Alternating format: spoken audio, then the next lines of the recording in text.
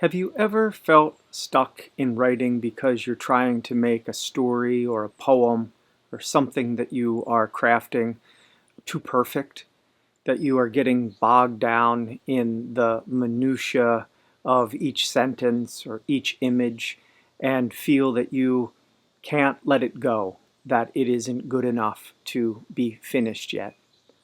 I want to talk about this idea of perfection in this video and remind you that perfection is not the goal.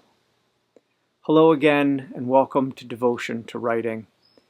So today I want to talk about this idea of perfection that quietly steals the life from our creative practice. This perfection that many of us become so consumed by with perfecting our stories or our poems that we never finish them or we never feel like we can give them. We just keep editing, rewriting, we revise again and again until this original life force, that spark that called us to the page in the first place, is slowly drained from the work. The poem or the story might become technically stronger. Perhaps the image is more concise, maybe, but the story or the poem just somewhere along the line loses its pulse. The goal of writing is not this perfection that we're after. The goal is the process, is to ground ourselves in the creative process and feel the living moment, to feel the contentment, the fulfillment, and the abundance of the living creative moment. Now, one of the great privileges that we have as writers and artists is that we get to share our living process with others, with our friends, our peers, our communities, and our readers. Our audience isn't looking for perfection. Now, we might tell ourselves that they are. We might fear that if we don't create something that is absolutely perfect, impenetrable, so full of wisdom, profundity, that our friends, our peers, our community, they're going to judge it, that they're not going to like it. But they're not looking for perfection. People, audience, friends are looking for connection.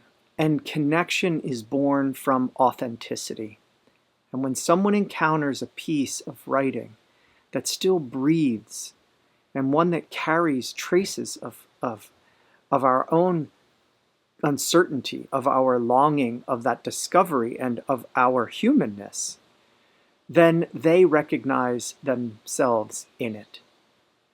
Imperfection, that is, what I'm saying, is that it creates or leaves space for the others, for audience, to join it. It leaves room for another person to enter and commune. Our incompleteness becomes, or is, an invitation into that space.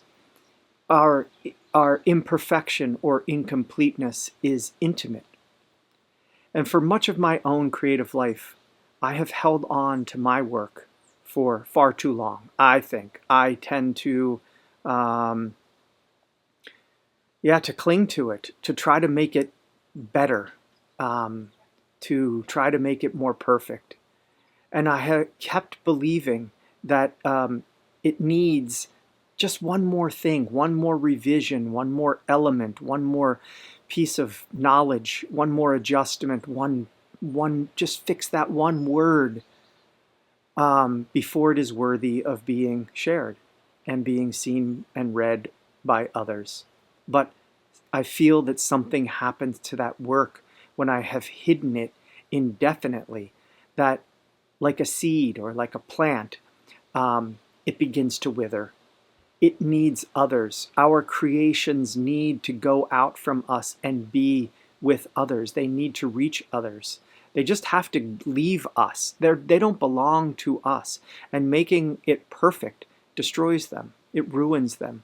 So I have hoarded my poems and my stories because I was just afraid that they weren't going to be good enough instead of giving them. I thought I was protecting them when really I was only protecting myself because I was afraid that imperfect work would reveal an imperfect person and that people would judge me for that. And that criticism would somehow diminish who I was. And perhaps, I don't know, maybe you have felt this too. And maybe this blocks you, keeps you from getting to the page, keeps you from writing what you really, truly need to write. And the truth is that we will never escape the judgment of others. And we can't spend our lives trying to escape that judgment. As artists, as writers, our work is to create, not to create something that is perfect, or that people only take pleasure in, that they find is perfect. We have no control, in fact, over how our work is received.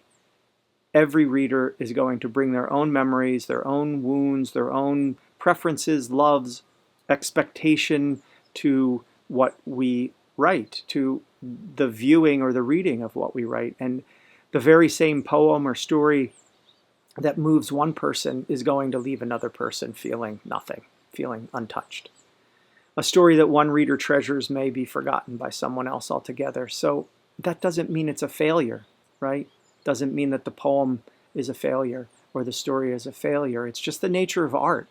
So surrender. Surrender.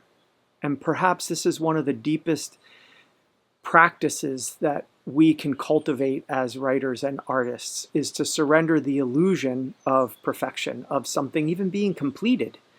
Surrender the need to control how the work is perceived, and surrender the belief that your personal value rests in your execution, in the flawlessness, in the perfection of what you have made.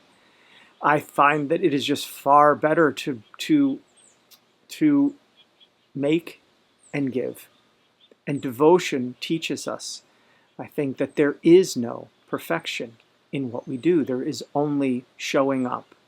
There is only being faithfully present to the work, faithfully present with the creative moment. And this is where the energy is anyway, not in the product. I talk about this in almost every video in one way or another. I talk about this, that the product is not where the joy is. The product is not where the living is.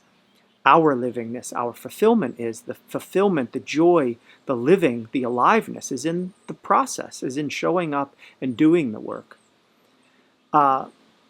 There is only participating in the unfolding of the work, the unfolding of our own process as we are creating.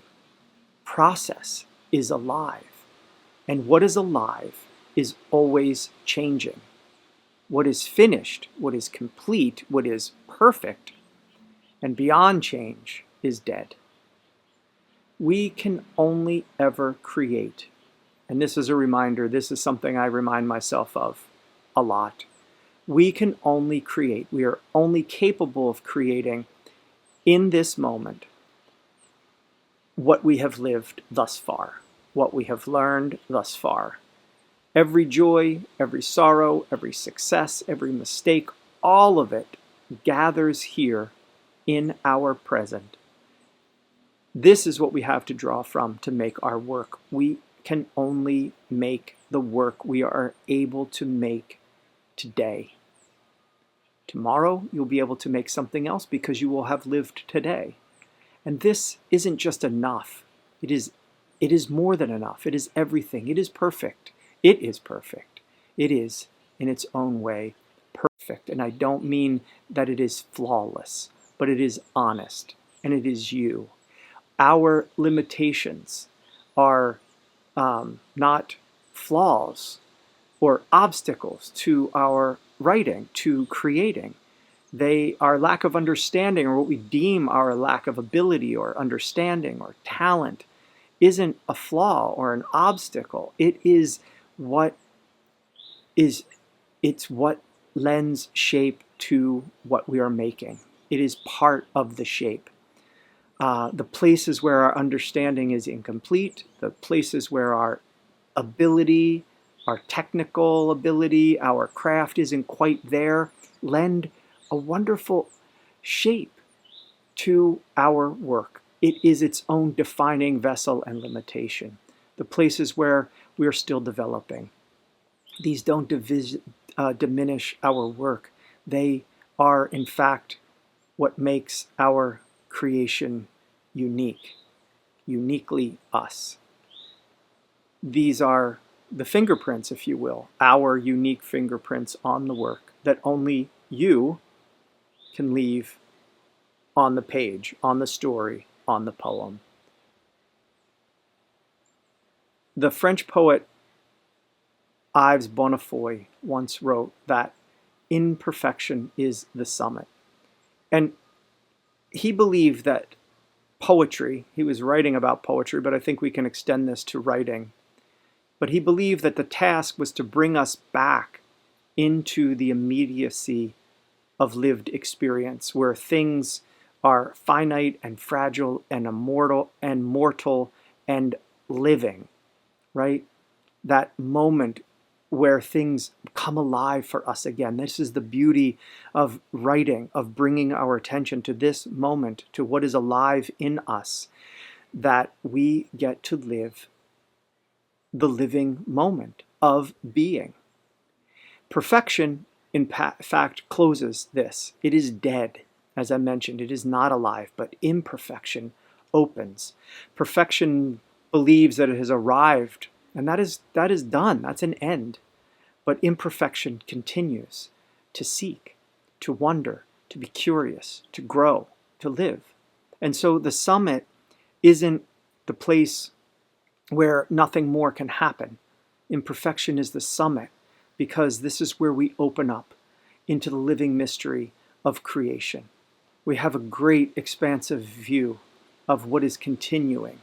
And we aren't trying to manufacture some perfect object in the form of a poem or of a story or of an artifact. We are trying to remain in relationship with life itself, and that whatever remains of that moment of our relationship is this artifact, this living artifact in the form of a story or of a poem or of a reflection or of a prayer, of a work of art, of a movement, of a gesture, of an expression that relates our moment of being present and alive as we are. And life is gloriously and permanently unfinished. This is the wonder. And that we may be why the most, I should say that this may be why the most alive poems for me, maybe for you too, that the most alive poems, stories, films, works of art always feel as though they continue after we've finished reading or viewing them. They just don't close. They don't close experience. They just continue to open. And I suspect that this openness, not perfection, is the true summit of art. So, where we stop trying to become flawless and instead become fully present and expressive, this is living art. This is living writing. This is living as presence.